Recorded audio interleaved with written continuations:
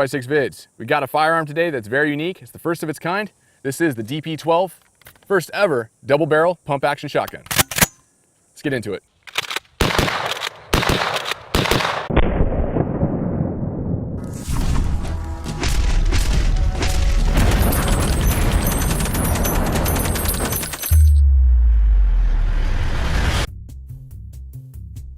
Now the DP-12 is by far the first in its category when it comes to being a double barrel pump action shotgun, but it's not the first in its category for being a bullpup shotgun. A lot of you already are thinking right now when you look at this gun, the exact same thing I did when I saw the gun. I was like, that looks like the KSG shotgun just with 2 barrels. And in honor of that, I brought my KSG shotgun. Now granted, you can instantly see a size difference.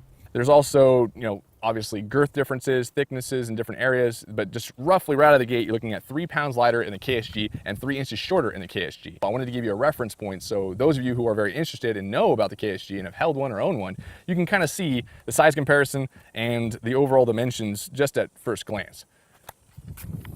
Not that a heads up review isn't in order here pretty soon, but you never know. The shotgun, right out of the gate, when I pick it up, you instantly feel the weight. That's the first thing I felt when I grabbed it. I was like, I didn't feel an ergonomic issue. I didn't feel anything else except for, wow, this thing's heavy. And then I looked into the action in the receiver of the gun and found an instant answer of why it's so heavy. This is made from a single block of 7075 aluminum. They mill it out, they do all the CNCing of this product, and they get it spick and span inside. So you're looking at reliability and longevity out of the action of this gun. With this gun, you have 2 barrels. So now you have 2 barrels lined up with 2 tubes. So when the gun is cycled and you push that round into the chamber, you're feeding 2 shells at once. You're not feeding one at a time. So with this gun, as it cycles forward, boom, you have 2 shells that drop down and you have 2 shells that come up into the barrels. There is no selector switch. And some people are going to find that very useful because you don't have a selector switch like you do on the KSG with the DP-12. This one feeds 2 at a time, bam, bam, 2 at a time, bam, bam. So you can dump all 14 to 16 shells without having to worry about a selector switch, which is a positive thing. Now on the other side of the coin, because you don't have a selector switch, you can't tell the firearm which tube you want to use. The nice thing about a selector switch is you can put in, say, all slugs on one side and all double-aught buck on the other, and for a tactical situation, you can choose what you want. So for instance, law enforcement or military, you can have beanbag shells over here for less lethal, and then you can have double-aught buck for the real stopping power. So it's a pro and a con. The other positive thing about this type of action is you now have 2 barrels. So the shells drop down and they instantly get pushed up. There's no issue with having to roll the shells over. It's inline system, right in where you want them. And today's video, we're gonna go over the details about that to see if the reliability is there. But before we get into the shooting portion of this video, I wanted to talk about the overall mechanics of the gun itself. If you could take this off and you can cycle this gun by hand, just like a regular forehand on a shotgun, no issues there whatsoever, but it's definitely giving you some leverage to have that vertical foregrip. As far as the release goes, you have your forehand release down here right in front of the trigger guard, and it's ambidextrous, so left or right side, you're gonna be able to release that forehand and cycle it through. Safety mechanism, you have safety on both left and right side, ambidextrous safety, so you can use it with a right-handed shooter or left-handed shooter, doesn't matter. Just like the release for the forehand, ambidextrous allows you for more versatility for different types of shooters, which is nice. The way this gun functions is you shoot right to left, so you're gonna shoot right to left every time, boom, boom. This firearm will shoot 2 3/4 inch and 3 inch shotgun shells. It's up to you. You're looking at 6 in each tube when it comes to 3 inch shells, plus 2 in the chamber, so a maximum capacity of 14. Or you can have 7 in each tube with 2 3/4 inch shells with 2 in the chamber, which gives you a maximum capacity of 16. The grip on this gun is very positive. It's got a rubberized texturing in the backside, but a molded texturing in the front. It's not very aggressive in the molding aspect of it, but the texturing on the rubber part of the grip gives you a very positive purchase on the firearm. So as you're cycling these through and you're shooting these 12 gauge shells, you feel like you're in control of the gun. The stock on this firearm has 2 springs underneath the pad. So not only do you have the rubberized texturing of the butt pad, but you also have 2 springs underneath this that help mitigate that recoil. As you're shooting this, you're gonna feel the weight in the back of the gun, but it's gonna be more leveled out when you have full tubes of shotgun shells because the weight's gonna kind of pull forward. As you're shooting this shotgun and when you're loading it up, you're gonna have viewing windows right alongside the tubes. So you'll be able to see those shotgun shells filling up as you go. And also it's gonna give you visual reference as you're shooting if you're getting low on ammunition. Fuel stripping and maintenance of this shotgun is a little bit harder than I would like. With shotguns, I like them to be easy to maintain, versatile, and reliable. Those are the things I look for in a 12 gauge. But obviously with the double barrel pump action bullpup shotgun, you're gonna have a little bit more moving parts, a little bit more mechanical, so it's gonna take some more time. Let's get into that aspect right now and show you how to break this down and clean it, and then we're gonna move into the rest of the video for shooting this thing down range.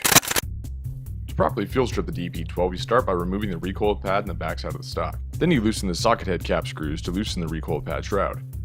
After uncocking the firearm, you then remove the rear assembly pin. At this point, you've removed both left and right screws from either side of the receiver. Adjust the forend to the rear to be able to access and remove the lower grip assembly screw.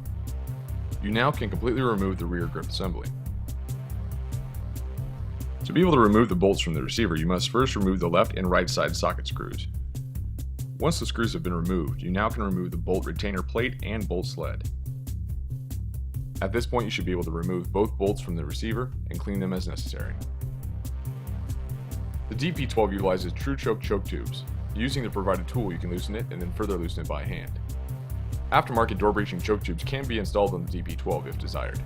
Wanting to stick to all stock parts in this full review of the DP-12, we opted out not to use the door breaching choke tubes. After cleaning and before reassembling the DP-12 shotgun, we lubricated all moving parts with Breakthrough Clean's high purity gun oil. This ensures proper function of the firearm during the testing process of this video. Let's do what you guys have all came here to see, which is shoot this thing down range, see how it looks, see how it performs, and most of all, in my opinion, see the reliability of cycling 2 shells at once into the barrels. Never know.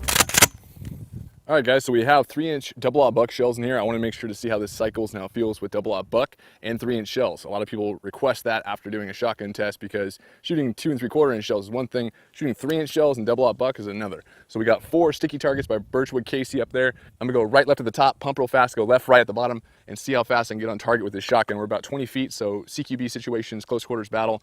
It'll give us a better representation about how it performs with 3-inch shells, double-aught buck, and being somewhat accurate for being a short-barreled shotgun.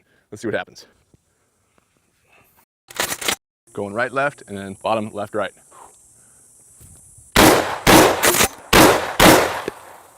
Not bad, I'll take that. And with 3-inch shells and being double-aught buck, it is very manageable. This recoil pad is definitely doing its job.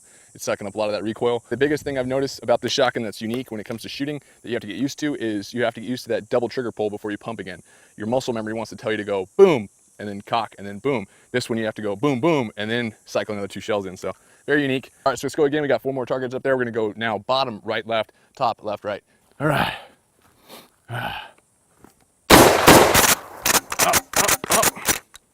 Up. Let's clear this real quick. All right, well, that worked. What happened there was, rather than pulling both shells out, one of the shells got stuck. So it was a failure to feed in the aspect it didn't eject the spent shell. The right one did, the left one didn't. So when I went to cycle this back, like so, and let both shells go up into the tube, the left one couldn't because the shell was still stuck in that left tube. So failure to extract, which caused a failure to feed. It's just kind of a pain in the butt. I noticed once it got stuck like that, I had to force this one back into its tube, kind of like that, and then hold it, and then cycle forward to let that stay in the tube, and then cycle it again to get it out. Kind of interesting. That's why we do testing, right? We can figure out the details about what's messing up. But in order to get that shell, you just push back on this little handle here, it releases it, and you can take out your shell, just like that. Interesting. Let's put the 2 back in there, shoot the top 2 targets again, and see if we have a problem with the extraction. So we're gonna load this one in there. Whoop. And then we're gonna load this one in there. All right, eyes and ears back in. We have them loaded, let's go at the targets. Yeah, I mean, that's on par. It's not dead center, but it's definitely gonna work. Let's see if this extracts these shells this time. Yeah, that time, no problem. So we saw the accuracy, good optics help, but it's, you know, CQB situations, you're gonna have a good bead on your target, even when you're moving around. It's just getting used to that double tap trigger, which is tough. Let's get into the reliability aspect of this gun. We already saw a failure to extract and a failure to feed on that. Let's see what happens when we pump 100 2 3/4-inch shells through this thing in a row, see how many problems we have with it, and see if we can figure out the issues that this thing is causing. All right, well, some say the DP-12 probably can't be aimed because you have 2 barrels that are side by side, so you can't really aim pinpoint. All you have to do is compensate for that. You bring it slightly over because you know the first barrel that's gonna fire is the right, and you can have a pinpoint shot. Let's see if we can do it on the watermelon. We're about 15, 20 feet away, and we're gonna stick a slug round inside of it. Be good to go. Let's take a peek at this watermelon.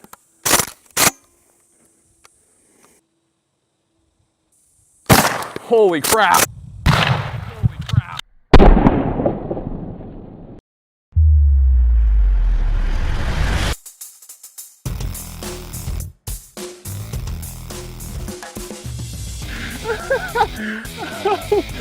Oh my God. All right, guys, we're 30 feet away from those steel targets right there. So we'll see what happens with this one. We got 100 2 3/4 inch birdshot rounds. You're looking at that universal game load. Let's get into it. 100 shells out of this thing. Let's see if there's any issues, see if we have any failures to feed or double feeds with these shells like a lot of bullpup shotguns have, because a lot of these bullpup shotguns with 2 tubes, they have to feed a shell over and then into the barrel.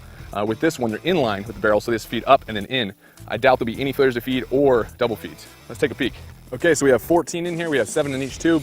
We'll be able to check to make sure you're full up on each side. It won't take any more. What we're gonna do here is we're gonna cycle 2 shells into the chamber, 2 in the tube, and then put 2 more back in. So we got 16 at a time. All right, let's see how it feeds. Let's go slow at first, then work our way up to a faster pace. Not bad. Far right.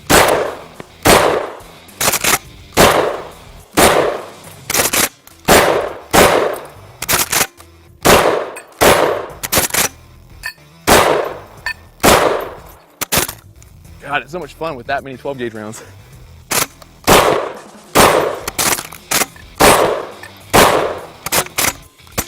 Okay, so we fed all 16, no problems. I'm gonna try to show you what I'm talking about when you can do double feed in here. So you put both shells in and just take both fingers and push them both into the tube and you're good to go. So far so good, 16 more.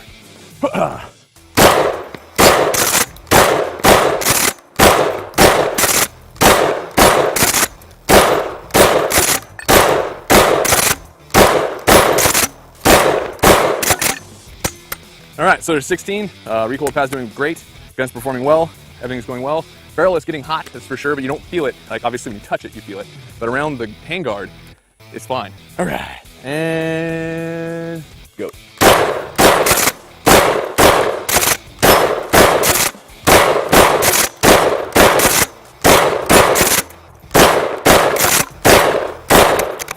A little sticky at the very end of that one.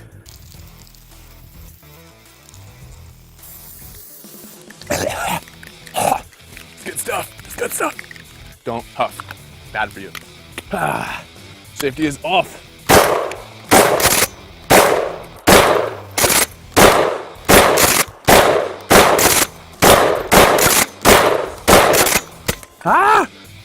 Ooh. I have a bit of a trigger flinch. It happens. It happens. We did have an issue with a feeding issue. It didn't cycle 2 more rounds in. Let's see if it.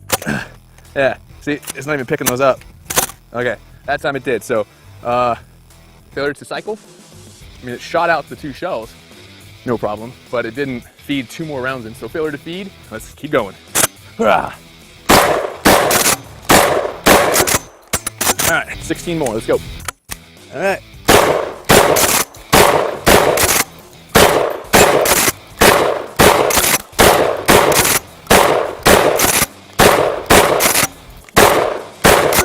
Come on. Okay, good to go. No failures to feed that time, no issues. Another 16.